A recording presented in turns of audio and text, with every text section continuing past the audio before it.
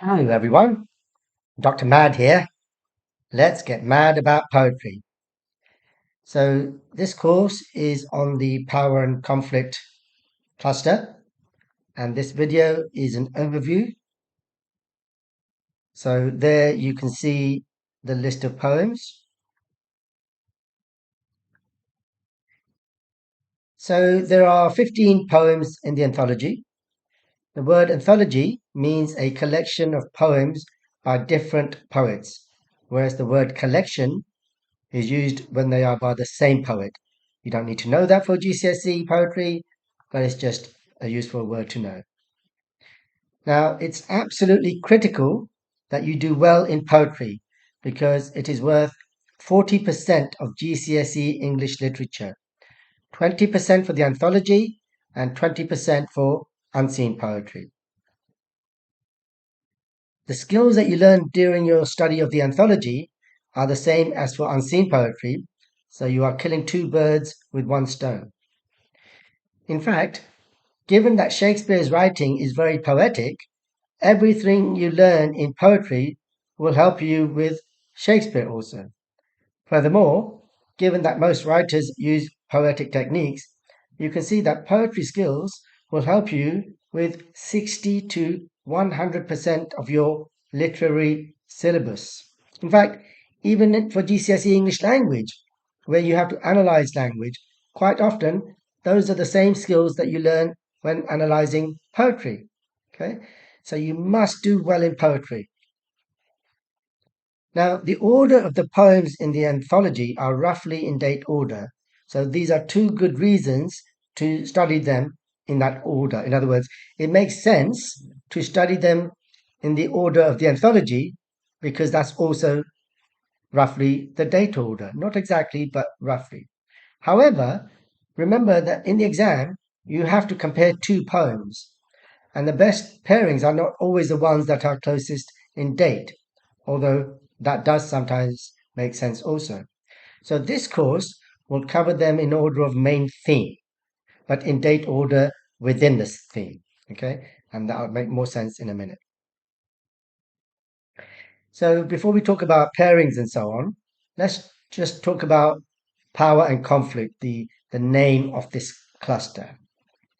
So there are many kinds of power and many kinds of conflict.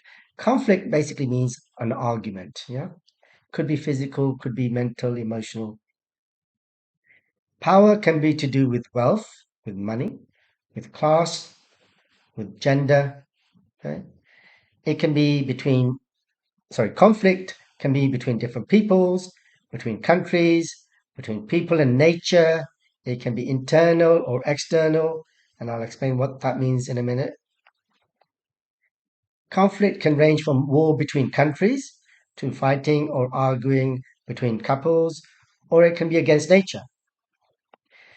Now, internal conflict means inside the person, where they are in conflict with themselves.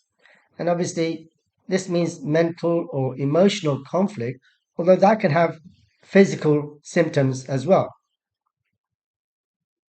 External conflict is between a person and something outside, for example, another person or against nature.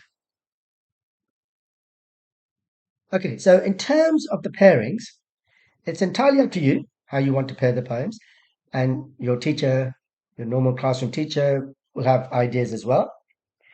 However, I will give you my suggestions. So the pairings can be based on theme, on form, which means type of poem, or on time period. I would suggest that the best basis is the theme. Okay? And you want to choose poems which are fairly similar, which is why I'm suggesting the theme, as it is easier to compare similarities, but you must also compare differences. Okay? It doesn't have to be 50-50, but as long as you do both. Now, that there are 15 poems, in other words, an odd number, makes the pairings slightly complicated, but it's not a major problem. I mean, if it was an even number, you could almost imagine literally pairing them up, but actually that doesn't always work anyway, as you'll see. Okay, so here are some possible groupings and pairings. What I've done is put the poems into various groupings, okay, based on theme. Now, this is not the only way to group things. Different teachers, different books will have different ideas. And by all means, you can come up with your own ideas, but here's a starting point. So below are some possible groupings within which you can select your pairings. Now, you should know before the exam which poem you are going to compare with, as you have no time to waste in the exam itself. So in other words, you know that you're going to be given one poem, right? That's going to be in front of you. And then you have to compare with a second poem, which you can't see, which you won't have in front of you. You must not waste any time thinking, oh, what should I compare this poem with? You should know beforehand that for any given poem that you're given, which poem you're going to compare with. All right? No time to waste. So let me go through these groupings and some suggested ideas for pairings. So if I start with the first poem in the anthology, and which is also the earliest poem published. So we've got London, Ozymandias, and My Last Duchess. So to me, these are about the abuse of power. So you notice here, I've tried to use the words power and conflict, okay, but then I've brought in other themes. So London is about the abuse of power between rich and poor. Ozymandias is about the abuse of power between higher ranks and lower ranks. I mean, again, it's about money as well. My Last Duchess is about the abuse of power between men and women, men abusing women. Now, if you get London, I would compare with Ozymandias and vice versa. Okay, so if you get either of these poems as your first poem, I would suggest comparing with the other one. If you get this one, then you can compare with either of these. I mean, obviously, you can compare with any poem you like, but I'm just giving you some ideas here. The next lot of poems are to do with the power of nature. So the prelude, now the prelude is a very long poem. It's an epic poem, which is the form of it, which we'll talk about later. You are given an extract, right? So you don't have to analyze the whole epic poem. And actually, this extract has a name. It's called Stealing the Boat. It doesn't say it in the anthology, but that's what it's called because that's literally what it's about. It's about this young man kind of stealing or borrowing a boat, really. He does put it back, and how the weather suddenly changes from pleasant to very, very bad. So it's about the power of nature. By the way, I was going to say earlier on that this video is an overview, it's an introduction, and you're meant to watch it before you look at the videos for the individual poems. But it can also be used as a revision video because, as you can see, I'm briefly going through the poems, and all the examples I'll be giving will be from the poems. Okay, and then we've got Exposure. Now notice Exposure is the only poem which is actually in two different groupings, and you'll see why in a minute. So Exposure is really a war poem, okay? So which is why it's in here. But it's not directly about the war, all right? It's about World War One, but it's actually about the weather, how the freezing conditions that the soldiers had to put up with. So Wilfred Owen, he wrote many war poems, and a lot of them, most of them, were about the actual war itself. But this one is actually about the weather. And similarly, Storm on the Island is also about the power of the weather. It's also about the politics in Northern Ireland. Okay. But so if you get the prelude, I would suggest comparing with Storm on the Island. Or if you get this one, then vice versa. If you get Exposure, then you can either compare it to one of these poems based on the power of nature, or you can compare it to one of these poems, as I'll talk about in a minute. So these poems are about the reality of conflict, the reality of war. Okay. And Charge of the Light Brigade, and you'll see here Bayonet Charge. I mean, these two poems are probably the two poems that go together as much as any of the other poems. They almost seem to be made to go together. Unlike most of the other poems, they don't really have natural pairings. These two almost seem to be designed to go together. As you can see, they literally have the word charge in both, and they are about both of them about charges in battle, about soldiers rushing forward to attack. All right. Obviously, they are different in the time period, and also this one is a very patriotic poem. This one is unpatriotic. Okay. So if you get either of these, I would definitely suggest comparing with each other. But if you get exposure, then, like I said, you can either compare with one of the war poems because it's about war, or you can compare it to the nature poems, okay, because it's actually about the weather conditions in war, not so much about the war itself. Here, if you want to compare it to one of the war poems, I would suggest maybe comparing it with this one because they're both unpatriotic, okay? Okay, here, these poems are about the effects of conflict or the after effects of conflict. So after the war or the effects on other people as opposed to the soldiers themselves directly. So kamikaze is a Japanese word for suicide bomber. Actually, the word kamikaze literally means heavenly wind or divine wind, but we normally interpret it as suicide bomber. Okay, so kamikaze is, as it says there, it's about this Japanese pilot who is sent out on this suicide mission, but changes his mind and doesn't do it. So, and it's about the resulting kind of guilt and shame. Okay, so obviously it's about the effect on him and his family. War photographer is about a photographer who goes out to war zones to take pictures for the people back home. So it's about the effects on him and about the people back home. Remains is basically about PTSD. It's about the soldier who does something terrible in the Iraq War and is haunted by it afterwards. So it's about the after effects of that. Poppies is about a mother who loses her son in a war. So it's about the effects on her. So you can see these poems are not directly about war, they are about the effects or the after effects, the post effects of war, of conflict on other people. So how you pair these is up to you. I think maybe these two go together quite nicely, and similarly, these two go together quite nicely. These two are as natural a pairing or as close to as maybe these two, and you can see that even the dates are exactly the same. But you can it's up to you really how you mix this group here. And then we have the power of identity. So the emigre is about migration, is about a woman who has to leave her country because of war, of conflict. And obviously, when she goes to a different country, that has an effect on her identity.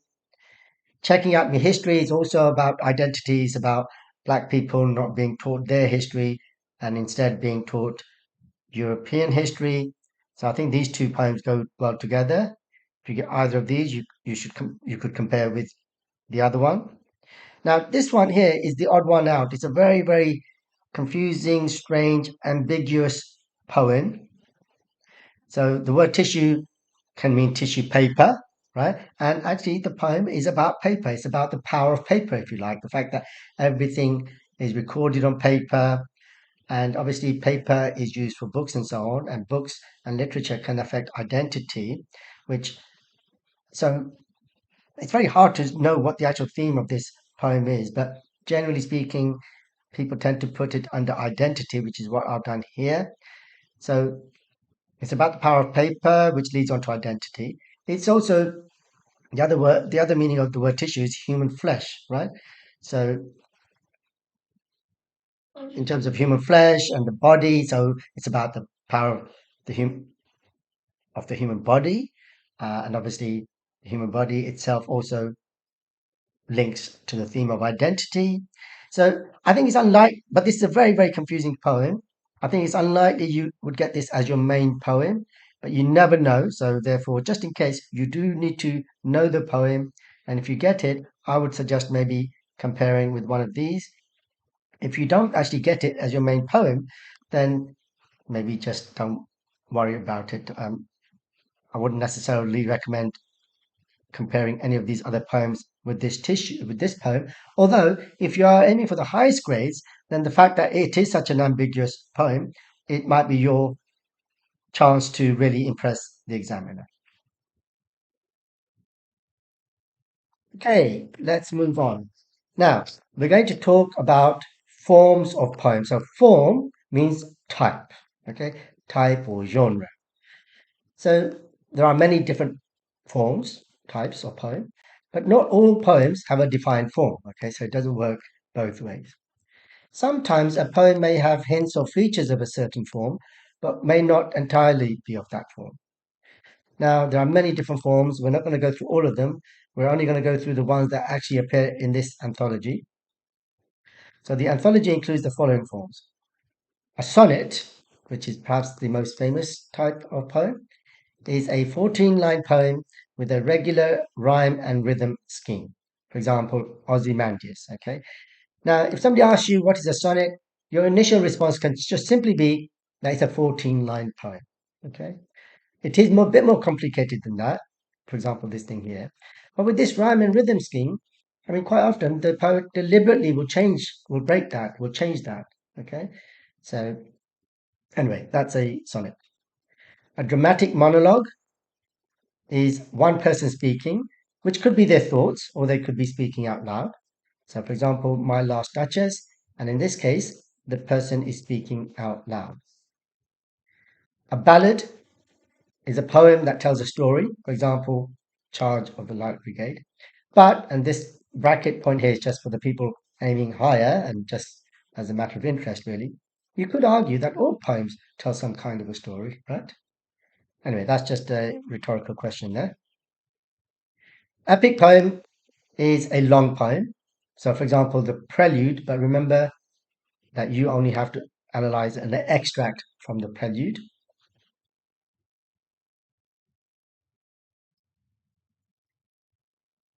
Blank verse. So blank verse isn't so much of a poem type as such. It's to do with how the lines of poetry are written. But basically, a blank verse is a poem that has rhythm, usually iambic pentameter, but it has no rhyme. Okay. So this term here, I'm going to talk about later on. Don't worry too much about it right now. And free verse is verse or poetry that has neither rhyme nor rhythm. Okay, so you can see here a sonnet has both rhyme and rhythm. Blank verse has rhythm but no rhyme, and free verse has neither rhyme nor rhythm. And ekphrasis, this is more for the highest grades, higher grades, is a poem that is based on a visual work of art. So, for example, My Last Duchess is based on a painting, right? So, yes, it's a dramatic monologue, but it's also ekphrasis. So, sometimes poems can be more than one thing, more than one form.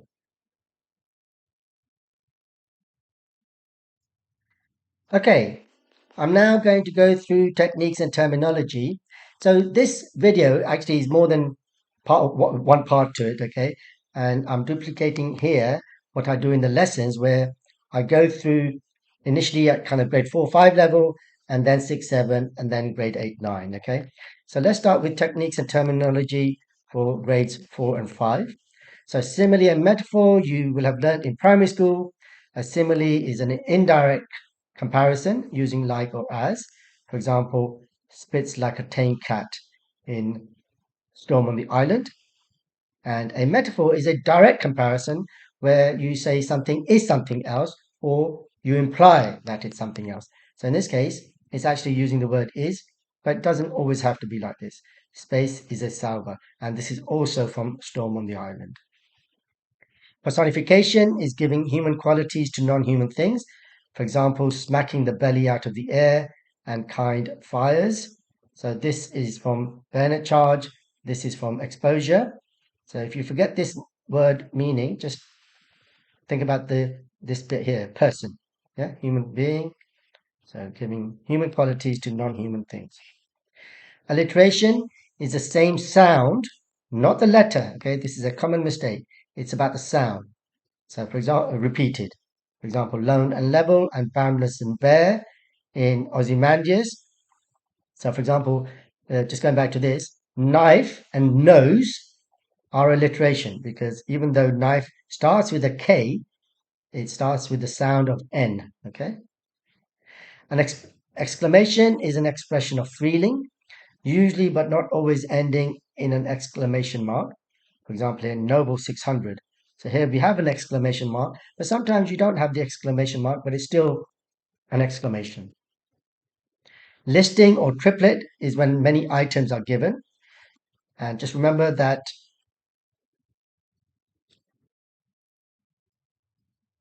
a triplet or power of three is just a special type of list. So for example, king, honor, human dignity, etc. And this is from bayonet charge. Onomatopoeia are words that sound like their meaning. For example, yelling alarm. So yelling is onomatopoeia. Other examples are like bang, crash, wallop. Yeah, those are normal ones. Those don't come in the poems. This is from the actual poem. Repetition is self-explanatory, is where you use the same word or phrase more than once. For example, every in London and then tell me in checking out my history. A rhetorical question is a question that does not require an answer or that is used for dramatic effect. For example, was there a man dismayed or when can their glory fade? And this is from Charge of the Light Brigade. And slang informal language is also a technique. For example, legs it up the road or again, don't tell me. So this is from Remains and this is from Checking Out My History. Okay. Now, remember that word classes, right, or words are also techniques, all right? So nouns, verbs, adjectives, adverbs. Now, there's good and bad news here. I mean, on the one hand, these are things that you learn in primary school, but you'd be surprised how many GCSE students don't always know the meanings of these words, or at least are able to identify them in the text. And actually, that can be confusing because words can change their word class, okay, depending on the ending and so on. So it's actually not as simple as it sometimes seems. But anyway, the point is, word classes are also techniques. So don't panic if you can't find a simile or a metaphor. You can always find a word class because obviously, by definition, words are always there and they always have word classes. And kamikaze is a brilliant example of this. I mean, it does use other techniques, similes and metaphors and so on, but it just uses lots of very powerful adjectives and nouns. So as you can see there, green, blue, translucent sea, dark shoals of fishes. So all of these words. I won't explain these words because I will do that in the individual poem video. And then if you want to really impress the examiner, where it does get slightly complicated, word classes is, for example, abstract nouns. Okay, so but you don't need to worry about this for grade 4, 5 actually. So abstract means non-physical, all right, and usually it's ideas or emotions. For example, honor, human dignity, in bayonet charge. Okay, now just going to go through the structure of the lessons for the individual videos, individual poems, and basically it kind of uses this structure here.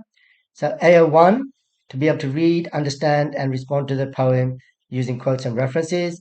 And I will give you very possible quotes and some possible techniques, or rather the techniques that the poem uses. So I'm going through this here because I don't want to repeat the same thing in every video. Okay. And then AO2 is language, form, and structure, plus techniques and terminology. So language means words and phrases. And when you pick out those words and phrases, you need to talk about their effects. And effects means thoughts, feelings, images. And you have to talk about the connotations of individual words, which means the alternative or suggestive meanings of a word. Form means type or genre of a text, in this case of poetry, or what kind of a poem is it. We talked about that earlier. Structure means the beginning, middle, and end. Okay, now be careful here. Lots of students think that structure is about layout. It's not. Okay, it can be in poetry, a little bit of it, right? But it's mostly about how the content is organized. In the case of poetry, it can mean the physical layout, but this is only a small part of structure. And then one particular type of structure to look out for is cyclical structure, cycle, beginning where it goes back to the beginning, okay, where the poem ends by linking back to the beginning, e.g., checking out my history. Techniques and terminology, as we've already said, can include things like similes and metaphors, but remember that word classes are also techniques, e.g., nouns, verbs, adjectives, adverbs. And then context means the background information about a poem. It can include biographical information about a poet, but only insofar as it affects the poem. Now, it is useful to know a little bit about the poet in order to be able to understand the poem. So the lessons do start with this, but please remember that you will not get any marks for things like dates of birth and death. So please do not waste any time writing about this. Now, again, reminding that you have to compare in this question, but the individual lessons do not cover the comparing part of the requirement. But this is critical, okay? You cannot get a passing grade if you do not compare, but there are separate lessons on this. And then in the individual uh, lessons, you'll see something like this. The lessons go through the poems 2 or 3 times at varying levels as follows. So we'll do grade 4, 5. And I will say to you, you have now learned more than enough to get a grade 4 or 5, depending on how you write your essay. For AO1, you just have to show a basic understanding of the poem, analyze it with about 4 detailed paragraphs using appropriate quotes, and you also need a brief introduction and conclusion. I do give you examples of this, but not of this. This I will give you in different separate videos. And then AO2, your 4 quotes will cover the language part of this AO. When you discuss rhyme and rhythm, you will address form. And then for structure, you just need to show your understanding of how the poem begins, how it develops, and how it ends. And then for AO3, a little bit about the poet and the background of the poem, but only so far as it affects the poem, is more than enough for AO3 for a grade 4-5. Okay? Okay, so that's the end of part 1. I'm going to continue with this in part 2, where I'll talk about how you can get the higher grades. Okay, but for now, if you like this video, please don't forget to subscribe to the channel and to tell all your friends about it. And I will see you in part 2 of this overview video, where we'll talk about how you can go to the higher grades 6, 7, 8, and 9.